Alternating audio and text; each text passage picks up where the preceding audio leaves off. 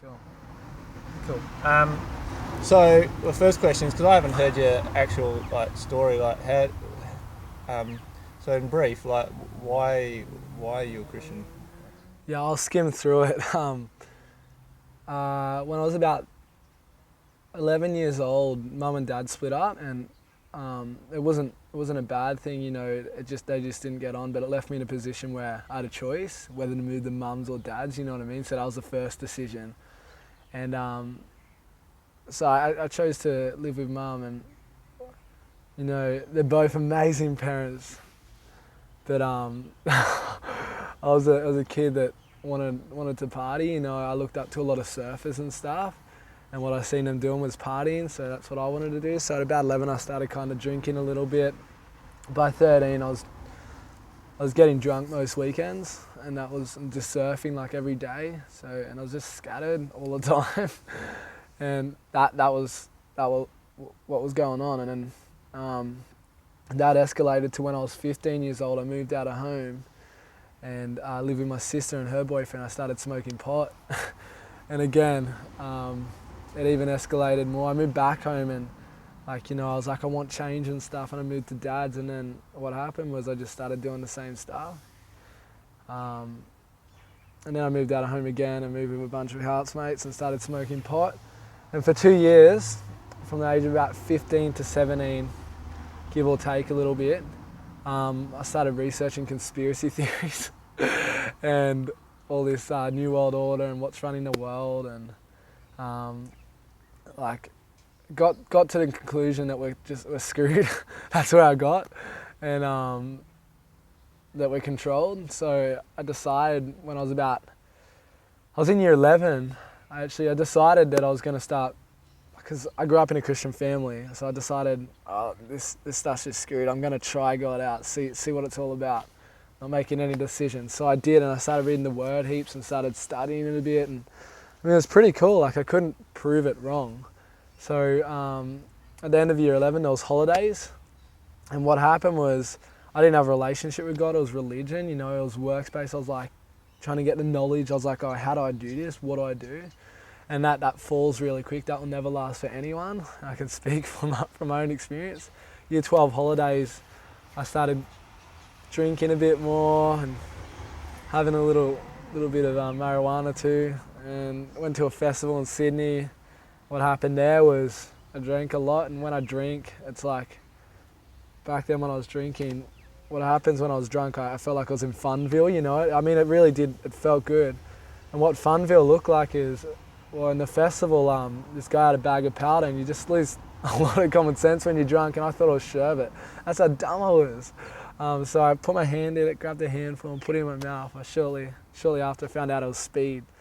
So I just took a bunch of drugs, and that festival, broken friendships, broke the law, and ruined my body, you know what I mean? After that, for 3 weeks, this is year 12, the beginning of year 12, for 3 weeks I considered what I was going to do with my life. So conclusion was, God could be real, he might not be. We're controlled, everything's like we're run by money, and so the richest families in the world, that's what controls the world. And there's no point to life, it's just torment, constantly just searching for satisfaction. You might get it for a little bit and then it's gone again. That's what was happening. That was my conclusion. So I was never a suicidal person, but for 3 weeks I considered whether I was going to kill myself or not. Actually, I was planning to do that or take a lot of drugs. And after 3 weeks, I was at home alone in the shower. I get a lot of revelation in the shower. It's just that time where you're just by yourself, just water dripping, nothing else. And I felt God speak to me, and he said, you got two roads, you got two choices, and it's two roads. One's wide and you're on it, it's leading to destruction, that's where you're at. And I'm like, yeah, I'm at it. And the other one's narrow and it's hard to get on, but that's the way, you know what I mean? There's a reason to live on that. There's a peace that will be constant. And at that time, I was thinking, all right, I know I'm hearing from God, I was certain of it, but I wasn't satisfied with that, because if I told anyone about that, it just sounds like a crazy voice in your head. So I said, God, if you're real, looking all over the place, don't know where to look, where's God, you know what I mean? If you're real, I want you to reveal yourself to me right now, and if you do that, I'll give you my life, and you can do whatever you want with it. You can either get rid of me, like you can, I've heard of God just wiping out people so he can get rid of me, or he can use me. Either way, you can do whatever you want, but I want to know if you're real. So what happened was, I found out he was real pretty quick. Just before that, I want to let you know that between taking drugs and stuff, I gave my heart to God 5 times at youth groups and stuff. And that's crazy, but it was more like, I'll give you my heart, be my Lord, be my Savior. I reckon I experienced God, but it was always, I want it my way. So God's not a controlling God, hence the fall of man. So yeah, I was in the shower and said, if you reveal yourself to me, I'll give you my life. And literally a tangible love fell on me, and what happened, what was it, my body's response was I dropped to the ground on my knees and just started crying. It was gross, there was snot everywhere. I just started crying, and the funny thing is, from the age of about 13, I grew up with a bunch of brothers, and I never really expressed my emotions by crying and stuff. It doesn't mean you're tough, but I just didn't do it like that. So for God to be able to get me crying, I knew he was real. So I've broken bones and I've chipped teeth, and I just never really cried. I just got kind of pissed off. And God dropped me to my knees. I cried, and I knew at that point that God was real.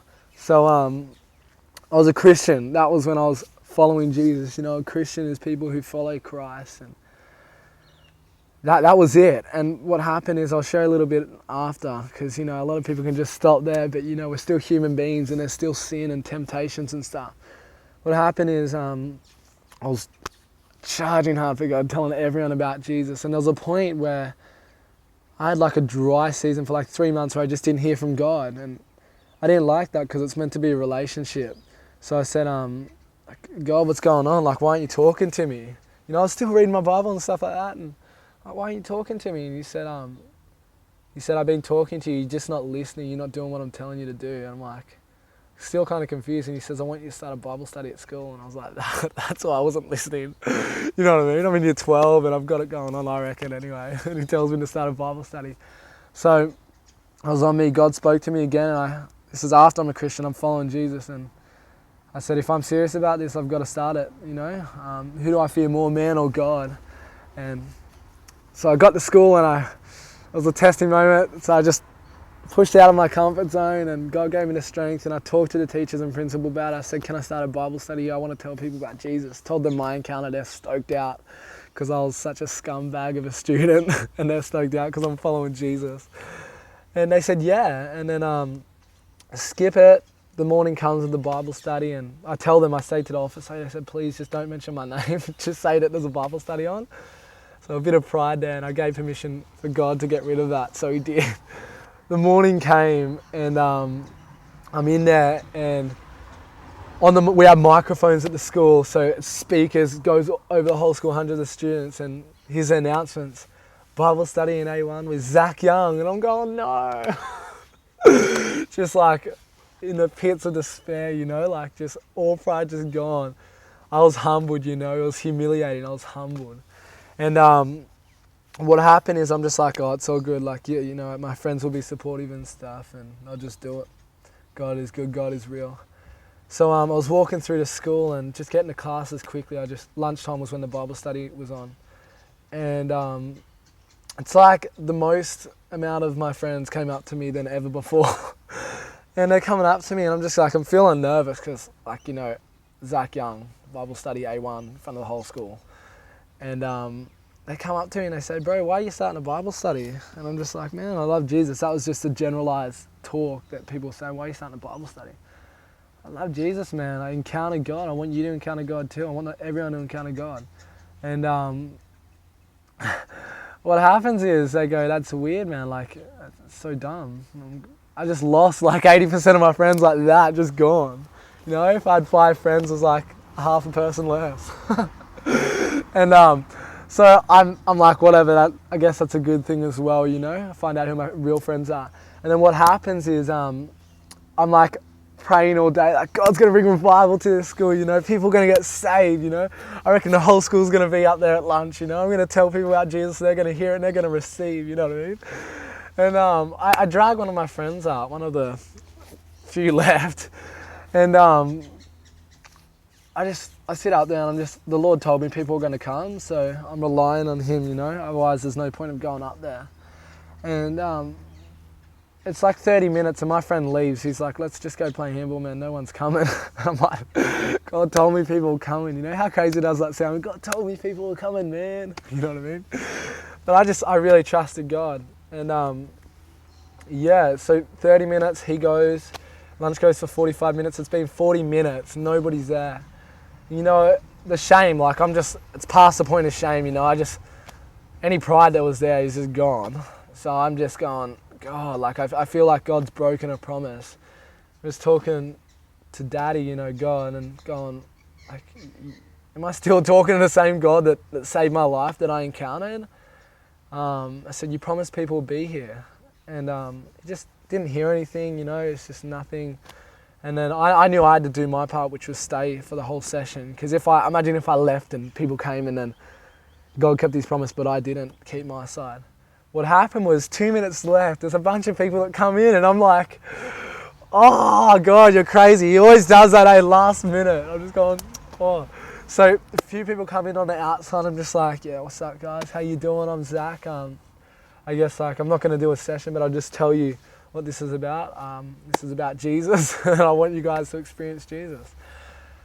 And inside I'm just going like, it's like a stadium around me, you know, it's like victorious, I just defeated, I don't know, something cool, like just something massive. On the outside I'm just chilled out.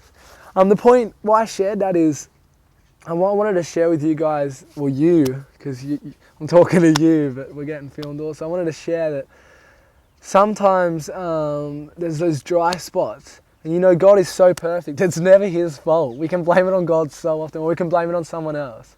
Individually, we have a relationship with God. And what happened was I didn't hear from Him for 3 months. And then I talked to Him, He spoke to me, I did what He said. And then amazing stuff happened. And God's still moving in that school today. And like, it's not about like God has to show us that He's real. He knows He's real. Like, He's God. He doesn't have to do anything. Like, He can do what He wants. So there's no excuse. God's speaking to us all the time. So it's good, eh? Love it.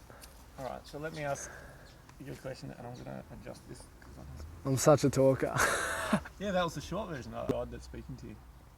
Logic. It's a good question. Logic is experience, you know, experience and then the evidence that's shown from that experience and then the reasoning to the understanding. Why do you understand that? You know what I mean? And me, I'm experiencing God, right? I'm going, all right, is this just me? You know, is this just a voice in my head? But for some reason, it just aligns up and you're just going, I'm so confident that it's God. I don't fully understand that. But it's like, okay, so I get God speaking to me. How do I know it is? First of all, I know because I've been in a relationship with Him for ages, but I'll talk about the beginning of our relationship. Go start a Bible study. All right, the first thought is, how do I know that's God? I was sure that time because I was like, God, and He said, you're not, yeah.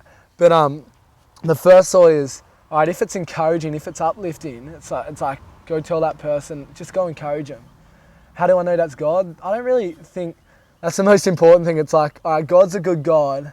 And He, in the Word, He tells us to edify people, uplift them, encourage them. So it's like, all right, I don't know if I should go tell that person that that God loves them heaps because it might not be God. So that's a pretty dumb thing, you know. What's the worst that happens? You encourage them. So that's the first thing. But the way I find out it's God is if it's like the Lord tells me when you go speak to that person and they've got pain in their right knee, you know, it's like, all right, this is pretty weird, and I want you to go pray for him. So that's just a voice, right, in my head, you know, like it's like a song, and you know how you have you listen to a song and then the song's not playing, but you still got it in your head. It's like that, you know, God's speaking to you like that. And it's just like it's like a light voice, and you go over to the person, you're like, I'm just going to step out. What do I have to lose? You know, we're on earth once, and death is inevitable. So like, it's like, why wouldn't I do that anyway? So go over to the person. Hey, I just feel like the Lord's saying that you've got pain in your right knee, and they're just like, how did you know that? So it's just like click. I reckon that was God, the evidence after that. And it's going, hey, I believe the Lord wants to heal you right now. Can I pray for you? And they're like, yeah, what do I have to lose? You're just like, oh, Jesus, like all pain go in the name of Jesus right now. Lord, I ask that you completely heal this person. Then they move their knee and they're healing them. They're like, what the heck? Like, how's that possible? That's how I know it's the Lord's voice, the evidence after it. He speaks to us and then he's faithful to his promises. Yeah, that's good. I'm not sure if I hit it right there, but if he speaks to us and tells me something, whether it's a voice or God or my head, I think that the reality determines, like, what happens here determines if that's God or not. Like I'm like, the Lord told me that there's going to be a lady in pink walking up here in 2 minutes. In 2 minutes, a lady in pink walks up here. It's like, that's impossible to know. That's the Lord, you know what I mean? She doesn't walk up. It's like, God's perfect. I must be doing something wrong. So sometimes if you don't know it's the Lord, I believe we just need to humble ourselves and just go, God, I want you to speak to me. And I believe you'll know when he speaks to you. I definitely do. So, yeah. So I just sort of said, how do you know it's God? And you sort of said, this is what for me it's like to live sold out to God. Like, what does it look like for you on a daily basis to be giving your life completely to God? Like, Yeah. How does that look? I mean, I understand the concept, but you wake up in the morning, what does that look like? Yeah. Just like anything, when you're fully devoted to stuff, you spend all your time on it. So in the morning, I fully just commit the day to the Lord. I just like we talk, the Lord, Heavenly Father, our Dad, he wants a relationship with us. So what it looks like in the morning is I'm just going, Dad, like, this is your day. You created all this. I want you to have your way today, whatever that looks like. And I don't understand all things, so I commit the day to God. I'm just going, God, I've got a lot of desires. You know my desires. What I want most of all is your desires to become my desires. No, my desires. Yeah, your desires to become my desires. So I desire the things you desire. And you know what that is? It's his will. The prayer, let your will be done. Let your kingdom come on earth as it is in heaven, That's it. So every day it's just like, what's it look like? I'm just going, Lord, let your will be done, Have your way here. I want to see you move, God.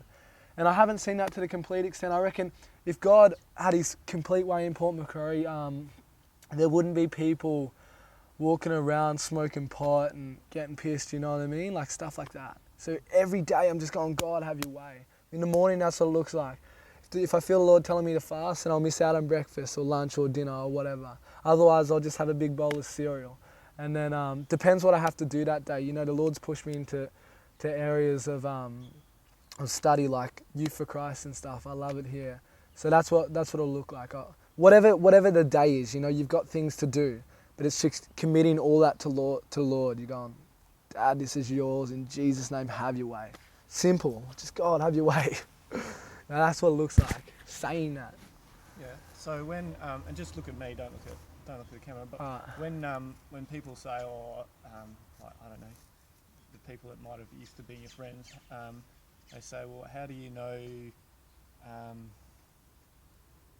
God's real? Like, prove to me that, what's your proof? Yeah, that's good, man. It's happened before. I've actually had those exact questions from friends. My response is different every time, depending on the person. People are different. To a surfer or something would be different to someone who's just I guess on drugs or something. Okay.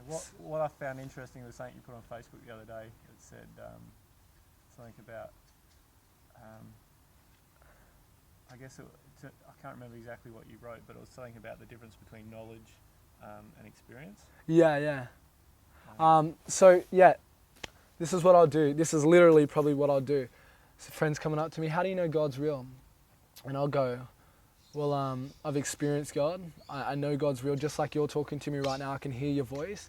I can touch you tangibly. I can feel you. I know you're real. It's the exact same with God. And when you tell me you're going to be somewhere, you be there. So that's how I know you're faithful as well. So I go, hey man, and he's like, oh, that's pretty cool. And they see it in my life. They see the fruits.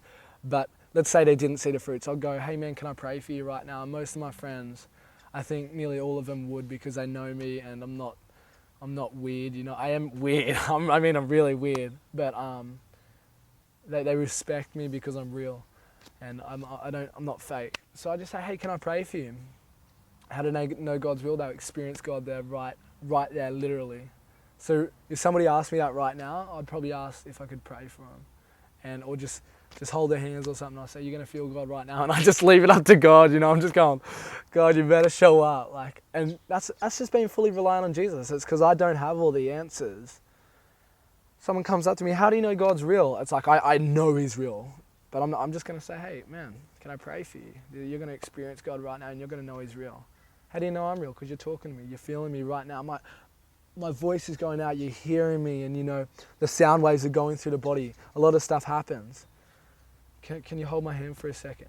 Whoa, I've never felt that before. It's like electricity, like just funny responses. That's happened before. I've had friends who call themselves atheists. A lot of people call themselves names and stuff. That's not the name God gave them. But atheists who I've challenged, I've said, you know, the Bible's never been proven wrong, all that stuff, but I don't even bother talking about that. I just say, hey man, can I pray for you? And a lot of my mates are really cool. They'll just say, yeah. So atheists, man, encountering God and fully just going, this is logic. God is real. And surfers, people who are on drugs, you know. It was about 3 weeks ago or something. I was rubbing it, like I went out, and because we do a lot of club ministry, I go out with just a bunch of Christian mates, a bunch of brothers, and we just love on people. And one of my mates, he was just vomiting everywhere. I was just rubbing his back and we were praying for him. He was encountering God.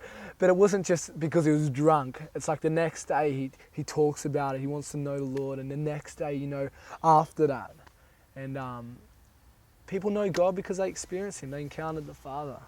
That's how they know God. And that's what I'd say. I just pray for people. But do you pray for people sometimes and they don't get that experience, or they don't have that sort of encounter with God, and you're like, well, what's that about? If I'm not being directed by God, if I'm just doing it for people's reaction, then people don't experience God usually, because I just want to, I don't want it to be weird, you know. I'm scared what they're gonna think. But I'm pretty sure it's like 100% of the time when God tells me to go pray for someone or go talk to him, and I'm doing it out of a healthy fear of God, you know. The fear of the Lord leads to wisdom, you know. The fear of the Lord is the beginning of wisdom. It's just like that's intelligence right there, you know what I mean? A healthy fear of God. I'm going, God created the universe. This is one person, you know, just like I'm scared if their face is like, or whatever, or they hit me or something. Like, that's dumb. This is a God. So I'm just going, if I have that set, I'm going, this is my dad, you know, he owns the universe. And I felt led, I'd just like, whether I tell them about Jesus or just love on him, you know, God is love. And when that love's in me and I share it, they're encountering God whether they like it or not. So yeah, when I'm going outside of what God tells me to do, normally people won't experience God. When I'm doing what God tells me to do, whether it's through His Word or whether He's telling me directly, people encounter God. So yeah, there is failure, but I've learned from that, and failure is usually only when I'm doing it by my strength or whatever. Do you get that? You get that? Sure. But do you ever tell people to if you want to experience God, to ask Him into your life, and and they don't have that tangible feeling that you've had? Yeah. Does that happen, or have you talked to people that are like? Look, you know, the Word tells us if you seek, you'll find. So has that happened? At the beginning, yeah, I'm just getting, like, I'm a human and, you know, we stuff up. So it's happened, but it's not about the tangible feeling. It's just about people encountering the Father in a way they can understand. So for me, it was tangible. If a person is very knowledge-based, maybe that's the way they're going to encounter God or something. But He's very relational, so I just go, what I say is, I don't say, God, touch him in a tangible way right now. I just go say, like, I'm holding a hand or whatever, even if I'm not holding, you know, there's no distance between the spirit. It's like you have to hold people so they can experience it, you know what I mean? You don't have to do that. But if I do that, I guess people might not encounter God. As long as I'm just sticking to what God tells me to do and say, and it's cool. So I'm just going, God, right now, Lord, I ask that you'd you just touch this person right now in a way that they can understand. Because that's what, God's not a cruel God that doesn't want to see people saved. You know, he loved the world, for God so loved the world that he gave his only son. You know, he loves us that much. So he's not like, oh, he didn't say the right prayer, or, man, if we got compassion on people, God's also got compassion on them. So the question, what you just asked, I guess, I hope I'm not going around it or anything. Have you prayed for people and they haven't experienced him tangibly? Yeah, I have. But they've experienced him. And I believe God's word is true, and he always keeps his promises. If you seek, you'll find. If they're seeking him, and they see people like me and you encountering God, they're going, what's going on? Like, it sparks up questions. And they see people like me, who used to be a really timid speaker, going up in front of hundreds and telling people about Jesus. That sparks a few questions, because you don't just do that because it's like, oh yeah, I've been doing a little bit of training lately, you know, I've had a bit of YC training with microphones, so I'm confident now. No way, you know, how can, you just don't suddenly become confident about Jesus. So yeah. Okay, so on your Facebook last week, I saw you pray for a guy in a shopping centre and he walks away with his crutches. I believe God can heal people and he can do the miraculous, but I'm also very sceptical. So when I see photos of that, I'm like, oh, yeah, was it really? You know. So yeah. What's your feeling about that? Well, I believe first of all, because I've heard a lot of people say this person's healed, that person's healed. You know, I seen this crazy thing the other day. First thing is, like, I just kind of, you know, I just trust them enough to go, that's cool. If it's not faith shaking, I really don't, like, it's not like I'm like, is that true? It's like, if it's true or not true, does that really affect our relationship with God? It doesn't really. So I'm just going, all right, that's all right. But I love seeing people healed. And if people want to ask questions and stuff, that's cool. Like, I don't mind. I seen him healed, so I'm certain of it. This guy's he comes up and he's got like tats all over himself. He's not like a timid guy that's just going to act like he's walking off healed, like, I'm healed. This guy was, I like to say they're real people. Everyone's a real person, but a lot of people can put on stuff. He wasn't that guy. Him and his mate were just walking in the shopping centre. I'm just speaking of this healing, you know, this guy walking out without crutches. We come up to him and we say, hey bro, like, have you ever seen a miracle? It's like, how do you ask people, you know, can I pray for you? Is that just random? Yeah, random as. All these guys are in the shopping mall. We never met them. And Why did you approach those guys?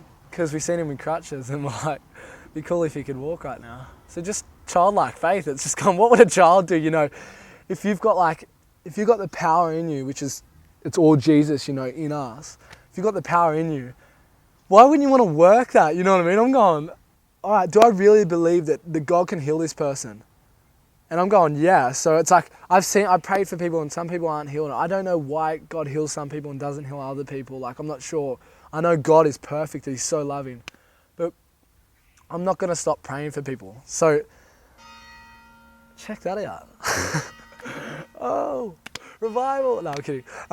Yeah, so if people ask me and stuff, how do you know that's real? I seen the guy limping over. Like, is this guy with like tats going to come over, fake that he's limping and go, we're going to come over to him with praise, and he's not limping anymore and walking perfectly with his crutches in his arms? I don't see the point of putting that show on. It's like, I'm not getting any money from this. I'm not gaining anything. It's not me. It's all the glory to Jesus. So neither am I getting anyone looking at me going, oh, Zach's so cool. You know, he just healed this person. What do I gain? The only thing that I love seeing people encounter God. So I gain joy. That's it. Woo! To anyone who doesn't believe it, I really don't care. People are encountering God, and that person knows that he was healed. That person knows that God was real. So what else do we need? Anyone else? You know, there's questions and stuff. It's like, I don't know. I really don't care what people think. I love people, but I don't care what they think. So people have a lot of thoughts and skeptical, like, is that real? And I see that. I see your heart. But I want to see people healed. I want to see people encounter the Father. And, you know, I believe that healing can lead, that's an encounter with God, and that can lead to salvation. So I see it all the time in the Bible. I'm going, why isn't it happening now? And then I seek it, and now I see people healed, so I'm stoked. I love it. It's all Jesus, man. Yeah. So how do you stay grounded? Because if I pray for someone and they walk, I'd be like, oh, that's pretty awesome. And Yeah. I see it a few times and I start to think that, you know, I'm the dude. But, how do you stay grounded in that? I get humbled.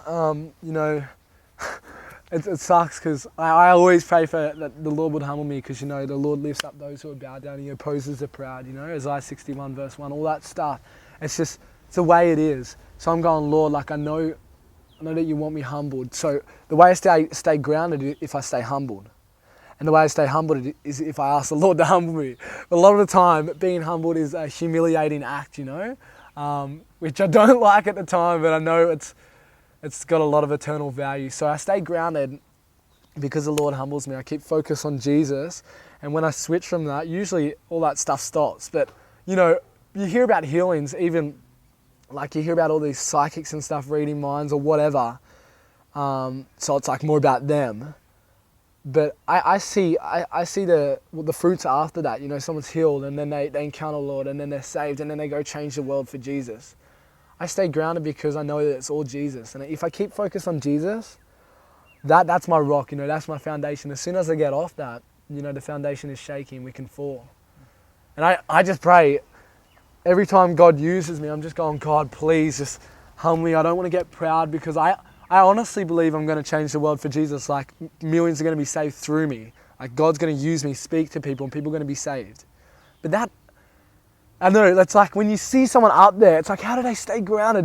They're speaking in front of millions of people, are encountering God, and they really look cool. They're inspiring. So whether it's healing or whether you're talking or whatever, as long as Jesus is the foundation, as long as we're keeping focus on that, we will be grounded. That's how I stay grounded. Jesus Christ is Lord, He's my foundation, He's my Savior. I'm nothing without Him. That's how I know my identity. So, how do you stay grounded? I know my identity in Christ, which is in Christ. It's not outside of Him. Yeah. What I want to ask, is it this life, you're pretty excited about it. I'm so excited. Is it easy? No. But that it is no, not even but. It's not easy. Easy, I feel like everything just happens, no effort, you just lay back, dude. It's not. And the hardest thing about following Jesus isn't the work. I mean, the work's actually really easy because you're passionate about what God calls you into. It's actually giving Him control. That's the scary thing, because, as humans and people, whatever, we want control, We want to control our kids, we want to control our finance, we want to control our life, mostly, we want to control what we do. It's like, even if it's not our kids, even if it's not our finances, we want to go, I want to do what I want, I want to walk there, so I'm going to do it, I don't want anyone to tell me I can do what I want. I'm my own person, freedom. No way, man. The hardest part is giving Him control, because that's our nature, sinful nature, sin being missing the mark. We've got a sinful nature. We've got a nature that misses the mark of God. So God needs to change that, and the hardest thing is giving Him control. Like, every day you're going, sometimes I want to go surfing, but God's calling me somewhere else, and I'm going, the surf's so good. But also just trusting that the Lord has the best for us as well. It's like we think that's the best for us, but God's got the best for us. Hardest thing is giving Him control. It's not easy, but it is worth it. The question isn't, why should I follow Jesus? It's more, Jesus going, why did you even bother dying for me? You know what I mean? There's no question on our behalf. We're nothing without Jesus. It's like Jesus has to prove Himself to us, Like I said before, He's God. The hardest thing is giving Him control and just surrendering our life and going, without you, I'm nothing. Like, that's the hardest thing. So where do you see yourself in 5 years? Far out. Well, I see myself traveling all over the world, telling people about Jesus. I'm planning a Christian Surfers ministry next year, so I'm trusting that the Lord will grow that to huge amounts. And it's not about the number, but I do love seeing people saved. I see myself changing the world in 5 years in a way that the world can see, but it's for Jesus. All about Jesus. I really do. I see myself impacting nations, and I'm not afraid to say that. humility isn't saying I'm not good enough, well, it is, but humility isn't saying, oh no, God couldn't use me. Because that's going, Jesus, what you did wasn't good enough. It's going, that's false humility, I can't do that. I'm not a son of God because I accepted Jesus in my life. It's like, God says that, Jesus says that. The spirit of adoption comes over you, you're now a son, you're an heir, co-heir with Christ, all that stuff. And for us to say no is to say what you did wasn't good enough. So I see myself constantly I know my identity, and to know that we're royalty, because if we're sons and he's the King of Kings, that makes us prince, that makes us royalty. I literally see myself changing the world. That's just for me. I see so many other people changing the world as well. But you ask me, and I know that Jesus is going to use me to change the world. And through that, 5 years, I reckon thousands are going to be saved. 10 years, maybe millions. Could be more. I've got high expectations, and that God always exceeds them, like goes beyond them. A lot of people encountering God. So if you were to boil down Christianity, right, to its bare essential, is it about telling other people about Jesus so they'll tell other people about Jesus, or is it not that, or is there more to it than that? Simply, it's following Jesus. And following Jesus, he tells us to go make disciples, and a disciple is following Jesus. So that's a part of it. That's not the main focus. The main focus is us following Jesus. And when you follow someone, when you're devoted to them, they tell us to do stuff and we do it. And it's not like he's like, go change the world for me and see you later. It's like he gives us the strength to do it. So it's like all him, and all we do is just, we step out for him. We walk by faith, we're stepping out and we're receiving the stuff that we need to do his work. So simply Christianity is following Jesus, receiving him into our life. We're saved. Christians are saved. You're following Jesus. So no, it's not, Christianity is not telling people about Jesus. It's following Jesus, and that's a part of it. That's a big part of it, Jesus is like, to commission, go make disciples of all nations, go preach the gospel to every creature, go all over the world and do this. The reason why we do this is because we love the Lord, and he tells us to do that. And he's got a desire to do that, and that becomes our desire when we follow him. You hang around a giant killer, you're going to become a giant killer. You hang around Jesus, you're going to become like Jesus. Paul said, it's no longer, this is to the extent, you imagine this is a person. Sometimes we read the Bible and we're like, oh, this is cool. And these are actual people. He's gone, it's no longer I who live, but Christ who lives in me. He's gone to that extent where he's just gone like, this is nuts. It's all Jesus. He's just doing all this through me. And I'm going, wow. So Christianity, following Jesus, doing what he tells us to do with his strength, with his power, So that's it, man. Following Jesus. There's a lot of stuff in that. That's simply what it is, but yeah. Exciting.